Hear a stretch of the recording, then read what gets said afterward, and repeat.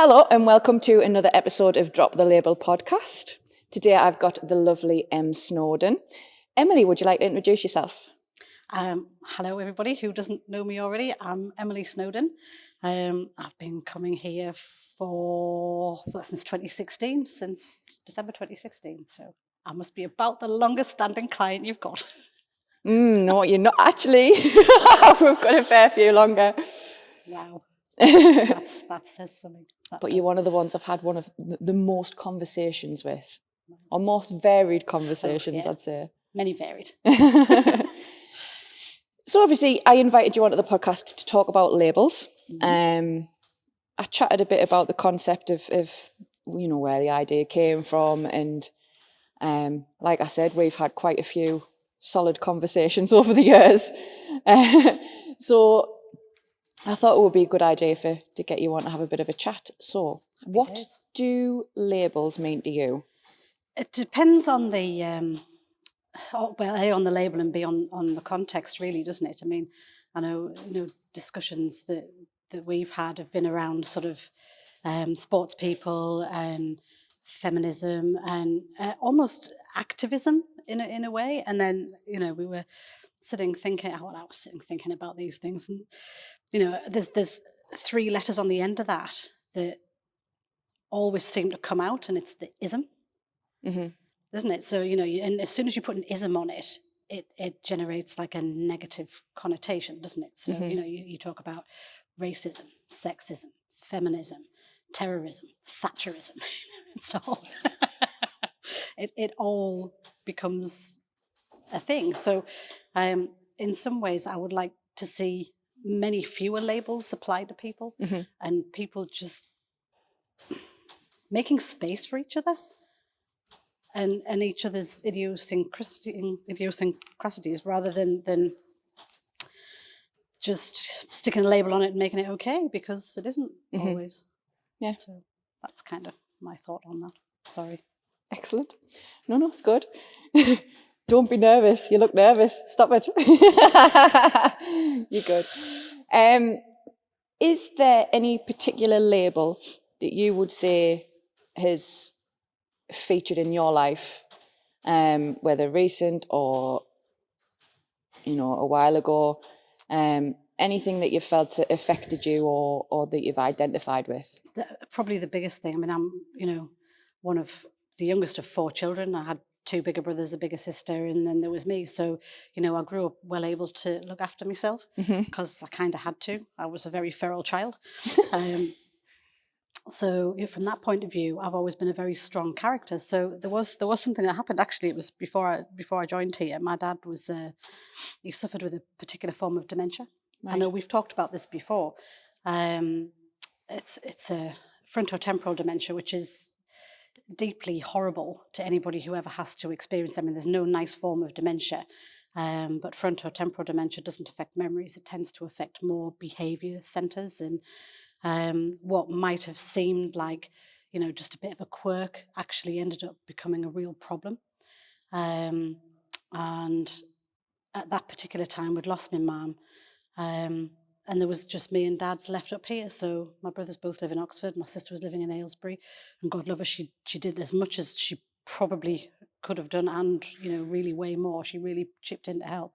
But for the most part, it was me and Dad on our own. And that was very, very hard to manage. And, my husband hadn't been very well. The kids were going through exams. Work was being an absolute bastard. And I kind of imploded into myself. And because I'm not it might surprise some people, I'm not a very explosive person. I'm really not. I take it in. I don't push it out. And I kind of went into an anxiety spiral. Right. So that's the one label I think that's in the last 10 years has had the biggest impact on my life. Anxiety.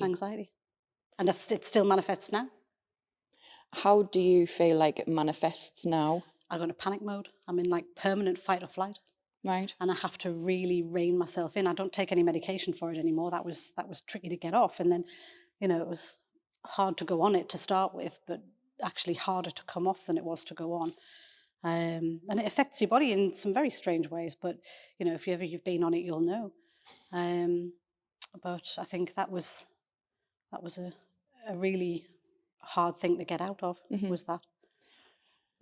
So that's piqued me interest there. What you said was the fact that it was harder to go on it than to come off it. Well, that's to do with attitudes, isn't it? Because you think, I mean, I hadn't really understood what was happening to me at the time that this was going on. I was just kind of plodding on, but I was in a permanent tiz. Like my temper would go like that. I didn't recognize myself at all. I didn't see myself in the same way. I was just gone. You know, quite literally, that person that had been there all that time was just buried deep in this little cave that she'd built around herself with the hood over the top and locked the feckin' door. You know, there was nobody getting in there. And it took my husband, what we thought actually was we thought he was having a heart attack, but it wasn't. It turned out to be something else entirely. But I caught him having this attack, and I just absolutely went into panic mode and meltdown. Right. And that was the point at which I decided that I needed to take some time out from work, and I went to get some help. Right. And it wasn't easy to do, because the first thing that they wanted to do was, you know, they wanted to put me on beta blockers and stuff, and I'm horribly asthmatic, so they can't do that. It makes it a bit more difficult to treat. So then they're trying to treat it with sertraline, which is it's a, I don't know what the actual term is. It's an SRI type thing. Right. Okay. It's a serotonin reuptake inhibitor. So it just kind of helps the little happiness along in the process, which did help bring me out of myself. I'm not going to lie, it did help. But then that almost became a problem. Right. Because it's like you on your best day with bells on, but that's all the time. And that's when you know you're taking too much.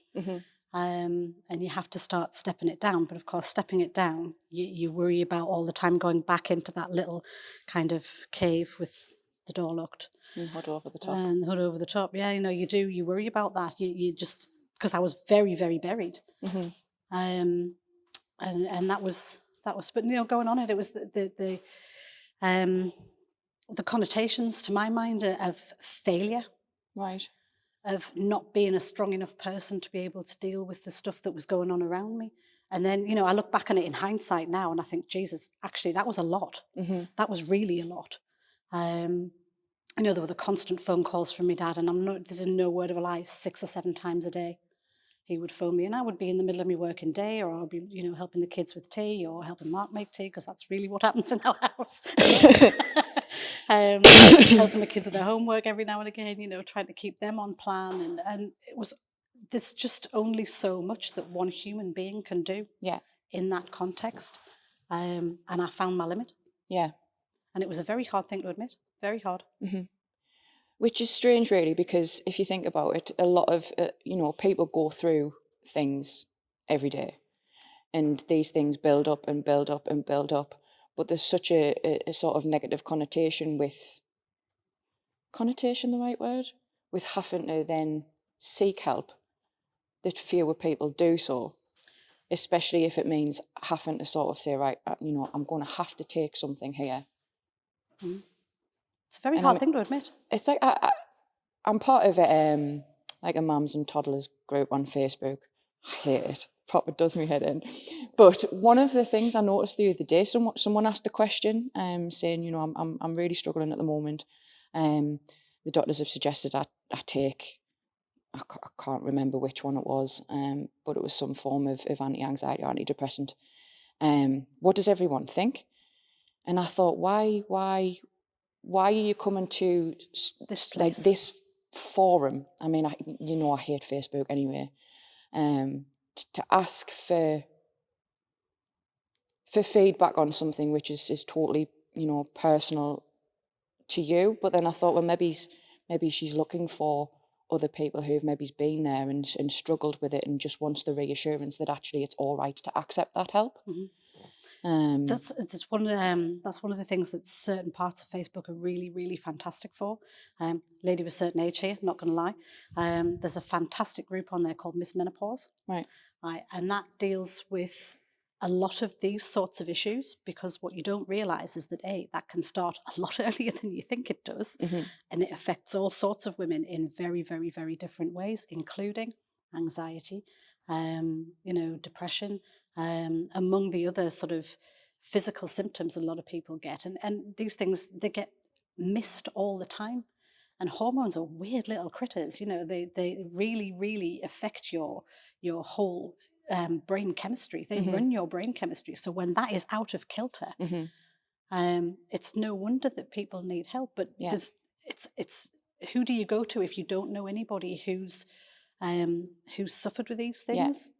And sometimes it's really difficult to talk to your friend. I mean, my best friend, she's a mad bat. That won't surprise you. She's a lovely woman. And she's the strongest human being I know. And could I talk to her about being, in anxiety? No. She didn't understand it. I didn't understand it. And that's part of the problem, is that, it doesn't make sense in your head. It doesn't make sense in your head. It actually makes, no sense whatsoever to anybody. But you still feel that way. Yeah. And that doesn't help either, because then you've got a disconnect between what you're feeling and what you know to be true. Yeah. And that just makes it worse. Yeah. Definitely. I mean, I know me and Tom very, very lightly touched on mental health, and I suppose anxiety is quite a big topic within that. It's one of the topics where I'm learning a lot myself and thinking about things a lot more, because, I'm 35 now. I haven't ever been on anti-anxiety medication, but since having the boy, hormonally, I think it triggered us alongside losing my gran. I think there was a few things happened all at once, and I found myself questioning where I was at, like, what's going on, what's wrong with us, and it was immediately like, what is wrong with me?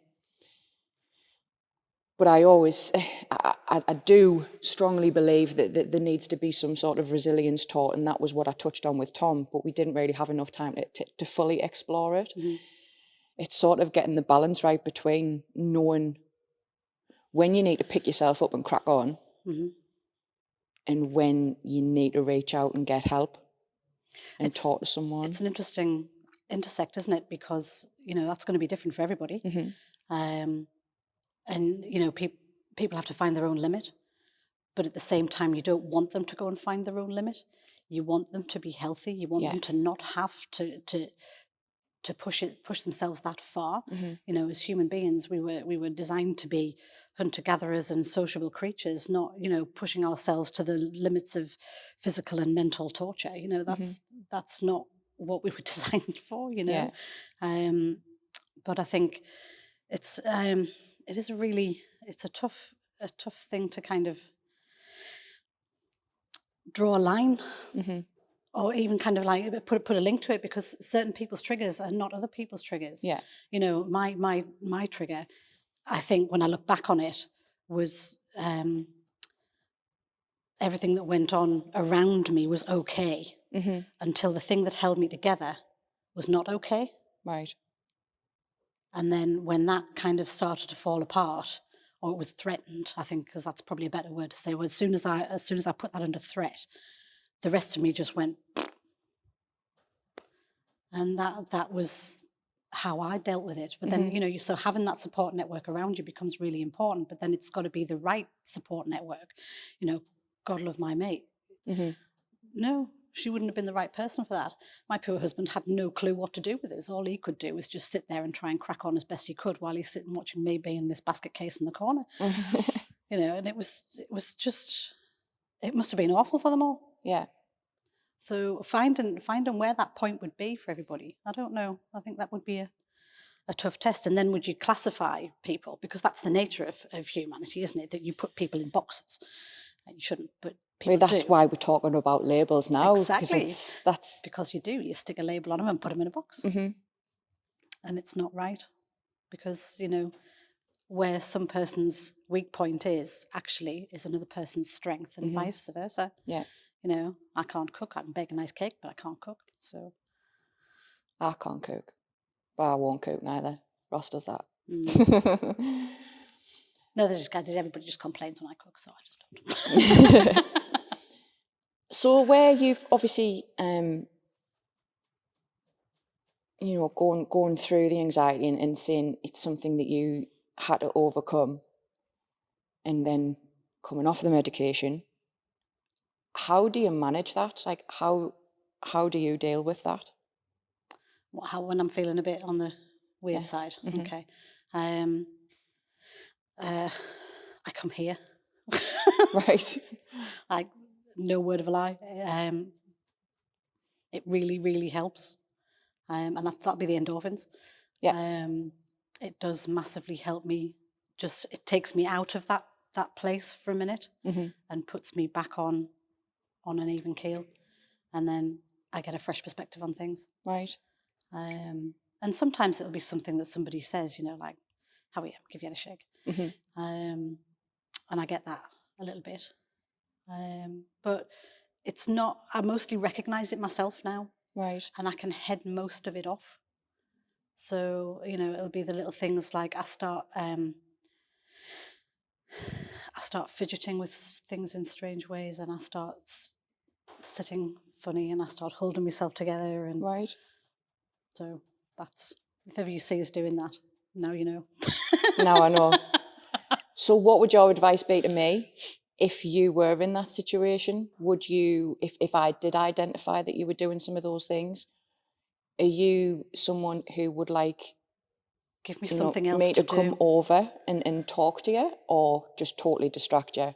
Or Distraction is the much better thing. Distraction. This is how come I ended up learning to bake, probably. Right. Because that's what I did. It was a distraction. Mhm. I made so many brownies during that period. You're a bit of a brownie pro, aren't you? You bring them in on our strongman days. I do. Goes backwards against the gym, but yeah. They are Hey, good. you all need fuel. They are good. But that's the sort of distraction. Mhm. So, give me something to do, give me something to move, it's got to be a physical task. Yeah. It needs to not be a mental task. Right. That's where my issue seems to be for me, is it's all in there's too much going on in here. Mhm. When there's too much going on in here, this needs to do something. Right. What advice would you give to other people? Because I think I obviously talk to a lot of people on the phone, and a lot of the people who I talk to, tell me that they're suffering with the mental health, whether it's anxiety or depression, or various other things in between. And a lot of them, I do discuss with them that exercise is one of the best things you can do, getting your mind right, getting your body right, eating, a bit healthier and things like that. It all helps. It's scientifically been proven to help. And like you said, endorphins and all the rest of it. But sometimes they can't get past that point of, I don't want to leave my house. I don't want to leave my bed sometimes. Then if you're that bad, you probably shouldn't. Right. But that doesn't mean you don't need help, because you do. Mhm. I literally, if I left the house at my worst, about the maximum time I could spend away from the house was an hour. Mhm. That was as much as I could handle. Yeah. And then I would literally be shaken. Yeah. So, having to get out of, for me, and I can only speak from my own experience, I know everybody else is a little bit different. But if you're that bad, don't leave the house. Right. If you're honestly feeling like you can't, don't, is the short answer. Right. There'll be days when you do feel like that. There'll be days when you don't feel like that. So what you need to do is do it on the days that you don't feel like that. Right. And then go for as long as you can. And when you start feeling anxious, go home. Right. And then, go again. Try a little bit longer. And if when you start feeling like really anxious, come home. And sometimes those times will be shorter, and sometimes those times will be longer. But the actual act of pushing the boundary will eventually, to my mind, push the boundary. Right. But, for God's sake, if you are that bad, get some help. You should be talking to there's mental health specialists in a few GPs around here now. Go and hunt them out. I think that's one of the problems, though. There's quite a big demand at the minute, and I think the wait for people You know, I Do you know. not think that's a shame on society, really? We expect too much from each other. Right. You know, and I think about what Caroline said about, you know, her corporate job, my corporate job, which to be fair was quite similar. And you know, the pressure that they put you under, and it's in some ways it's needless pressure, it's bullshit pressure, Right. because they're measuring things that they want to measure that actually have no impact on the outcome for a customer.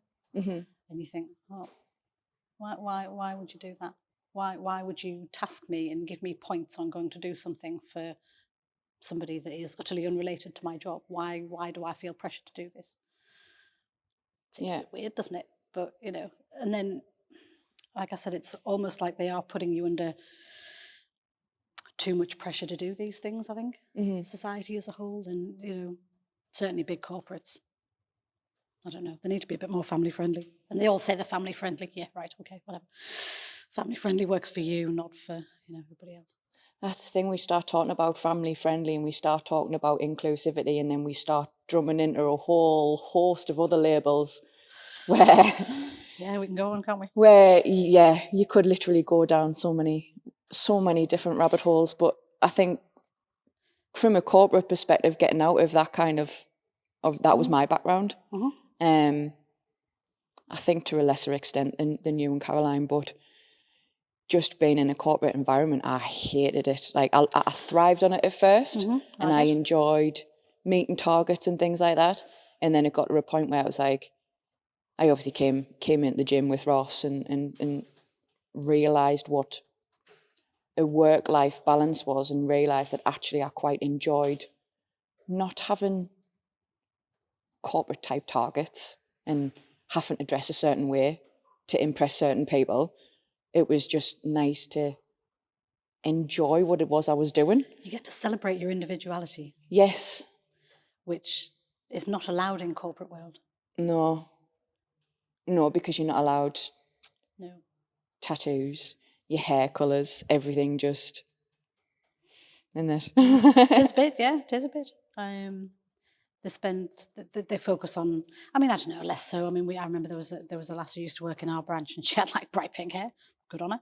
So they weren't overly worried about, you know, things like that. I think it was more that they were trying to make you behave in certain ways. And you know, I'm one of those people where if you push me into doing so, I'm just going to dig my heels in, because that's the way I was raised. You know, you wanted to go that way, then you have to cajole her to go that way. There's no point trying to shove her to go that way, because if you shove her to go that way, she'll just stick her feet in and go the other way. But, you know, I think, I don't know, it's a weird one, isn't it? Corporate world is, if you were looking at it from outside, it just looks like a weird machine that can't really be sustainable. You know what I mean? It's like the constant growth that they're constantly asking for. You know, you must grow this, you must do this, but you've only got a finite number of things and a finite number of people to sell it to. So, you know, sooner or later, you're going to reach a plateau where everybody's got what you're trying to peddle. So you either need to come up with something new, or you need to just focus on something different, you know? And then I guess if you do look at things that way, everyone's on a track to the label failure. Because if you literally are doing everything by these targets and aims and always aiming to grow and grow and grow, and then you do eventually hit that ceiling, then where'd you go? And then if you are of a certain, you know, if you do let labels attach themselves to you, and you let other people attach labels to you, and you're very hard on yourself, which I think everyone is their own worst critic, then do you start identifying as a failure because you can't push beyond? And then where does that leave you to move forwards? If you see yourself as a failure, then, you know, where do you go from there? It's a very hard place to pick yourself up from. Very, very hard place. Yeah. I don't have an answer to that. Right. I really don't, because to me, the best thing I ever did was get out. Yeah. Absolutely, the best thing I ever did was get out of the corporate world. It would have killed us eventually. Yeah. It's just quite sad to see the state of that people end up in, or It is. because of it, Yeah. because of it, and because of the stresses that they place on themselves and the stresses that are placed on them. And I think there's a huge amount of inequality as well in the corporate machine. You know, my background was banking, so there's a lot of women in the branches, a lot of women who are on the front line of that. Way more women than there are men, actually. I think when you walk into your local bank branch, there's not so many men. There are an awful lot more women than there are men. But I think that's not the case when you move away from the customer facing side and you go into things like the call centers or into the head offices or the back office functions, and that's where you find all of those people, and they're governed by different rules. And because it's a bigger building, there's more support, and there's more people there, so you've got more support and more facilities. And you think, actually, would that make a difference? And I think in some ways, yeah, maybe. And then, you know, I think so much are expected of the women in these places, and it's not the same as what's expected of the men sometimes. And I think, well, that's wrong. They don't always get paid the same, which is very wrong. But they don't. Yeah. You know, we're getting onto equality. Ouch. We're getting onto equality, and I think you touched on initially when you were starting to talk about isms and ists. I would say ists. Yeah, okay. Okay. Yeah, because then if you were to think of labels, it would generally be ist, wouldn't it? It would be, you're a racist, you're a feminist, you're this, Yeah, you're that. okay, so that would be the label, but the kind of verb would be the ism. Isms Yes. are not good, to quote Ferris Bueller. Right. Oh, yeah, true. Ferris Bueller, absolute classic. So if we were to think then from an equality perspective, or just feminist generally, what's your take on that as a label? Feminist. Yeah, okay. So, you know, child of the 70s. So, you know, when people say that word to me, I think of the, you know, spear-wielding, bra-burning kind of activists. But it's just a shame they're necessary because they just shouldn't be. You know, I'm really looking forward to the day when it doesn't matter what gender you are, what sex you are, because they're different. And it doesn't matter how tall you are, how small you are. It doesn't matter. You know, people are valued, and it just shouldn't matter. It shouldn't be a thing. And, you know, you think about why it's necessary. So feminism is necessary because child brides, because unequal pay, because slavery, because FGM, all of these things that women are subjected to that are not fair. And there are things that men are subjected to equally that are not fair. You know, we put more expectations on them still as a breadwinner than we do on women, and that's right or wrong. It's not that way in our house. It's about the same now. So you know, it's a bit of a. I want the day to arrive when it just doesn't matter. When people are just people, and we stop looking at them as small woman or vulnerable, or I'm really looking forward to that day. Bring it. It's mad because we always talk about growth and how everyone's growing and everyone's fast-paced and technology's growing and everything's getting better, but as society we seem to go backwards. And I feel like the reason we go backwards is because we introduce new labels all the time. Rather than just accepting people as people, we put new labels on, I'm going to say new people, just so that you get what I mean. But it's a generation thing, isn't it? So, you know, it's like you've got your baby boomers, your Gen Z, your millennials, all of that kind of stuff. You know, you can't even be born without getting a fucking label on you. You can't. And it's got to stop, for God's sake. It's just got to stop. obviously when we talk about feminist, I think I always think back to what I have always known as feminist in old school terms, like, Emily Davison chucking herself in front of the horse. And that was for the women's right to vote. Yeah. And that's what I think of, and what if I was to ever label myself a feminist, which I have done in the past, that would be what I would, the element that I would identify with, in the sense of, women should be allowed to vote, women should have a voice, women should have equal opportunities. Yes. Yeah.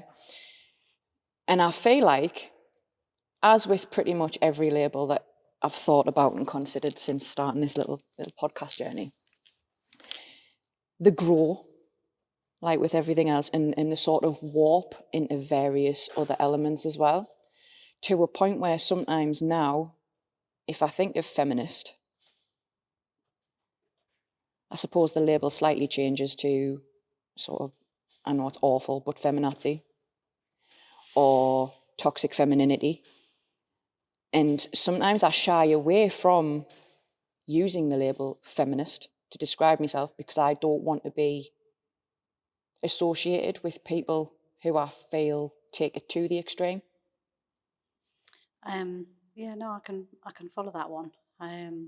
But it's interesting if you think about when you were talking about when Emily Davison, Emmeline Pankhurst, all of the suffragettes. I think one of my many great grandmothers was a suffragette. Right. Irish. Oh. There you go. So tidbit for you. But I think, again, why should this have even been, why should it even be a topic for discussion? Because it just shouldn't be necessary. It just shouldn't be different. It should just be the same. But it isn't. But it should be. It should be. Definitely. Oh, 100% it should be. So, but I mean, it's always been a thing that, I don't know who came up with the idea. It probably started out this whole inequality between genders. I wonder, this is my brain going back to primordial blooming caveman times. Oh, that's good. Now. That's good. So I like that. We start thinking about, well, who dreamed this shit up? Who decided that women would do this and men would do this? And you'll think, well, is it a case of originally these were people playing to their strengths? So, men were bigger, physically stronger, they would go off and do this. Women were smaller and birthing babies for the furtherance of the species and what have you, so they would do this. And then you think, well, if the woman was perfectly capable of doing that, did she do it? And I bet you she bloody did. Because, women. We tend to just get on with shit, really, don't we? But if it needed doing, it would be done. And you think, is that how it kind of started out? Was that it was born out of an almost practical purpose, and then it just kind of got a bit tweaked and a bit warped and a bit mardy. You know what I mean? It just became, and then suddenly you've got women in Afghanistan who can't even show their face in public for some reason.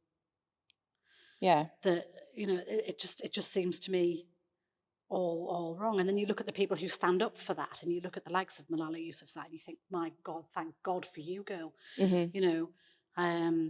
Fantastic little meme I saw. I remember, going back a few years, obviously, the thing that frightens a man with a gun is a small girl with a book. Yeah. And you think, in this day and age where the female contribution is precisely the same as the male contribution, it isn't even now physically very much different, in terms of what we actually physically do. It's not like women are going out and beating mammoths with sticks. Do you know what I mean? It's like women get in the car, they drive to work, they do an office job. Men get in the car, drive to work, do an office job, come home. What's the difference? It's just the nature of the work. Yeah. It's all cerebral. You're all sitting at a desk. There's no difference between man and woman. So then why are the men getting paid more than the women for doing it in some cases? How often does that happen now? That's a genuine question. I genuinely don't know the answer. But how often is it publicised that men get paid more than women for doing the same job, and how accurate is that? Well, there are. They have to publish now, don't they? They have to publish the difference between male pay and female pay to try and breach the gender pay gap. But so I think there are a lot of firms that do publish that now. But there's still this whole discussion around your own pay within your peers is like, oh, thou shalt not talk about how much you earn because you can't tell her, and you can't tell her because then they'll realise that they're getting paid more or you're getting paid less. And you'll all want the same, and it'll be like, well, it's not like we can give her a pay cut because you need a pay rise. Right. Yeah. You know what I mean? And it should just be, and then you know, there's another side to that as well. So if you've done a job for like 20 years and you're really, really good at it, should you be paid the same as somebody who's been doing it for 5 months? Probably not, because your experience has got to count for something. So, Exactly. There's two sides to that argument. And again, I don't know what the answer is. I think it's just one of those things where as long as it's not different because of what's in your trousers. It's like at the end of the day, if you started a job and there was a man and woman started on the same day, they had the same amount of experience, they were the same age, they were doing exactly the same job, the pay should be the same. If the man started 10 years prior, then fair play, had more experience, was earning more money, then surely you'd have to look at that and say, well, you know, if we're being realistic about it, let's use a bit of common sense and let's realise that isn't anything actually to do with equality. No, that's to do with the fact that he's got more experience. Damn right. It's not just what he's got in his trousers. No, but then, you know, that's the whole case of positive discrimination, isn't it? Because, you know, and that's the wrong thing, by the way, to my mind, because again, it shouldn't matter. But you know, it's like you know, ticking a box for diversity. Why? Yeah. It doesn't make sense, and I think I mentioned it the other day actually, where I was talking about where Ross used to work in a factory and he was working on the lines, and it's all very much, it's all well and good saying there's got to be equal opportunities. I do 100% believe in equal opportunities, but sometimes a woman is better at a certain job, and sometimes a man is better at a certain job. So that's the caveman principle, isn't it? It is, but it's just fact. It is. And there's some jobs that women want to do, and there's jobs that women don't want to do, and vice versa. Now, Ross worked in a factory. He was getting paid the same as there was 2 women on his line. They were getting all getting paid the same. The 2 women on the line were checking boxes.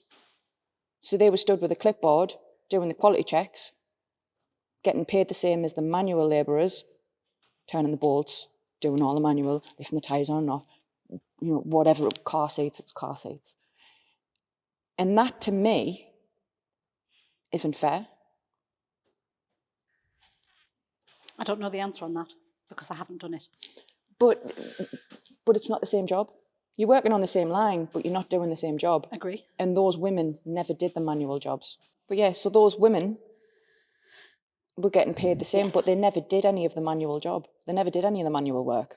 So therefore, it's not the same job. Therefore, they shouldn't get paid the same. It shouldn't be on the same structure if it's a different job. Yeah.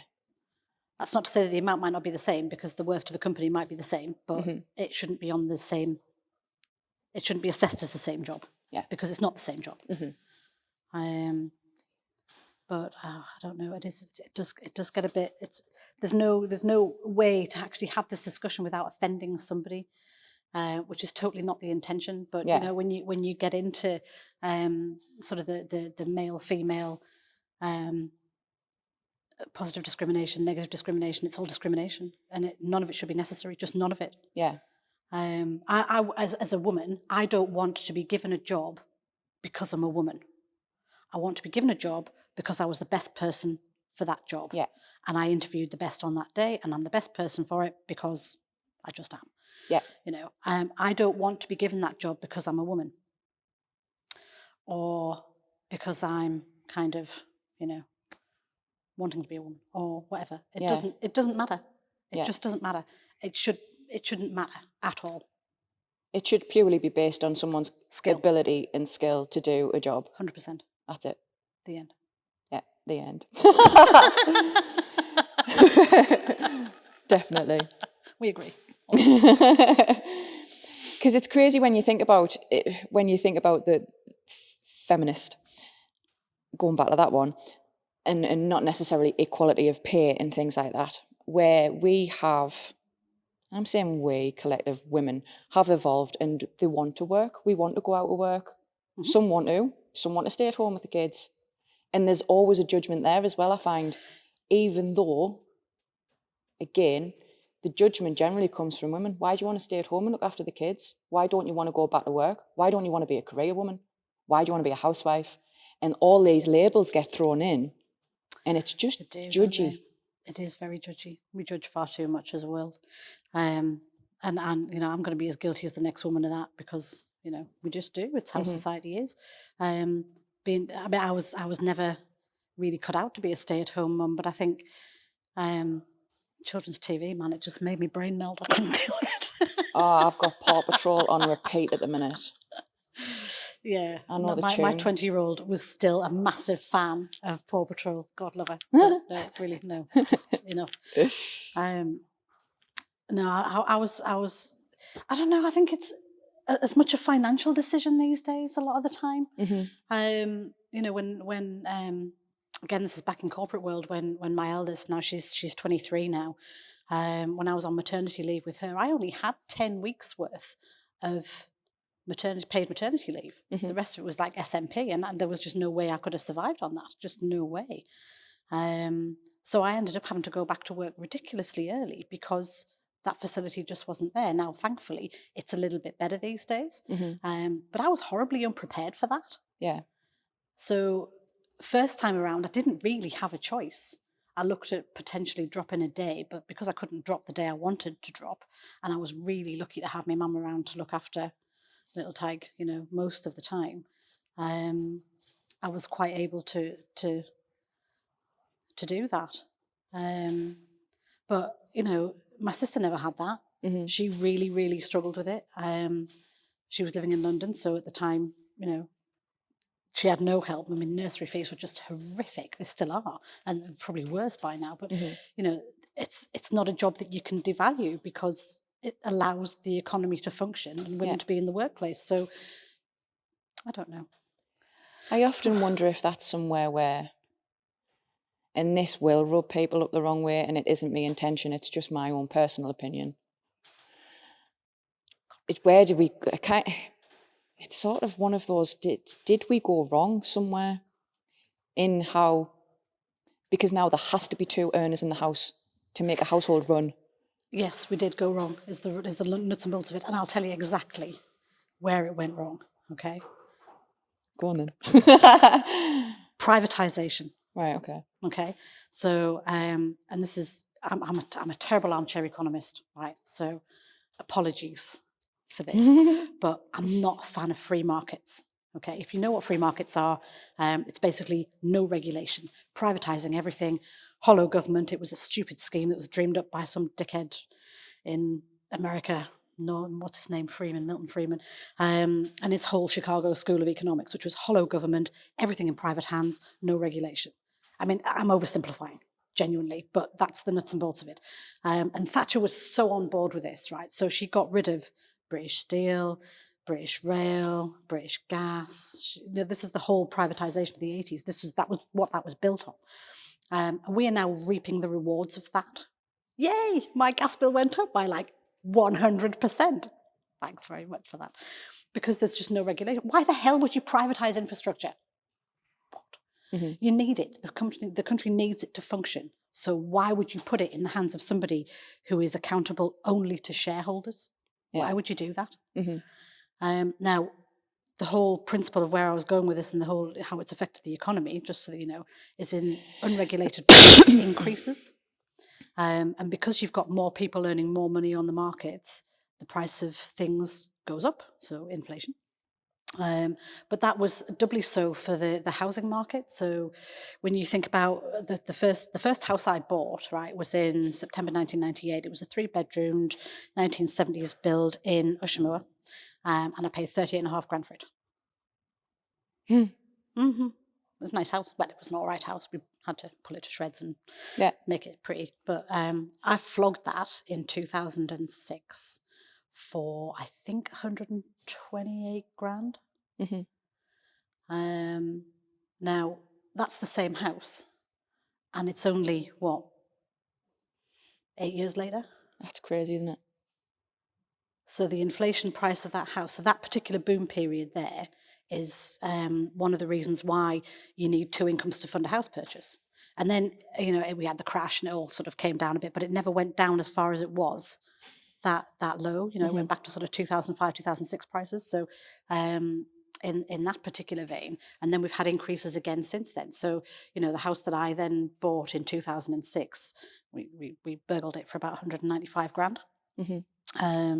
Houses on my street now are selling for 230, 240. I wouldn't pay 240 grand for my house. Shithole. You see my point? Yeah. Yeah. So all of a sudden, if you're looking at how people how they work out how much money you can borrow on a mortgage is based on how much salary you've got. So if you've got a house that you want to buy for 240 grand, then you're going to have at least a quarter of that as your income. Yeah. Do you feel like the movements into privatisation has come from the fact that more and more women were choosing to go to work? Or do you feel like the privatisation forced women into work? I genuinely don't know the answer on that. Because that's the bit that I find intriguing, because I think, have we shot ourselves in the foot? It's the chicken and egg argument. Or is it the other way around? It's very much the chicken and egg argument. And I think the honest answer is probably going to be some of that and some of that.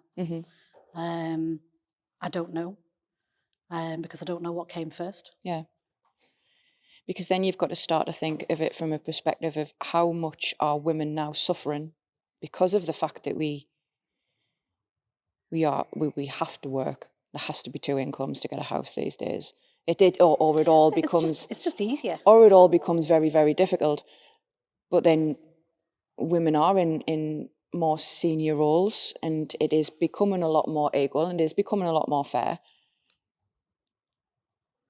I don't necessarily know that the majority of women are cut out for it, in the sense of now we have far more mental health issues amongst women who can't conceive because they're highly stressed, because the hormones have changed, because they're constantly in flight or fight mode, because they're going into very stressful situations, because they want to be high flying. It's all this it all becomes very muddied, and you start thinking, well, what's the best way forward out of this? Because we have like an epidemic really amongst women where getting pregnant is becoming more and more difficult. And is it because women are trying to be more like men, but they're trying to contribute in the same way? Yeah. Is that doing ourselves, our biological selves, a disservice?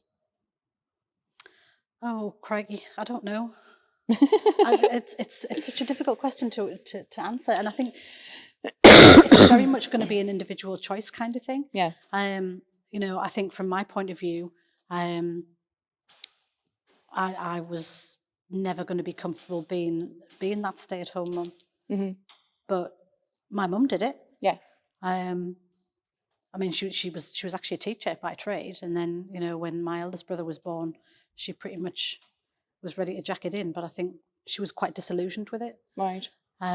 So she was quite happy to do that. Yeah. And she didn't really work seriously again after that. She had little bits of things that she would do for people, and she helped people out, and she looked after a lot of children. Yeah. She worked in a few shops, she worked in a few offices, but never really developed her career again, or a career again after that. But that was her choice. Yeah.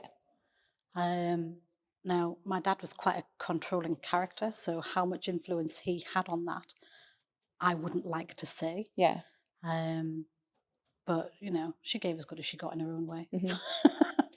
I think it's important, the fact that you're mentioning choice there, because I do think, aside of labels, everyone has a choice, and it's up to an individual to make the choice for themselves. Too right.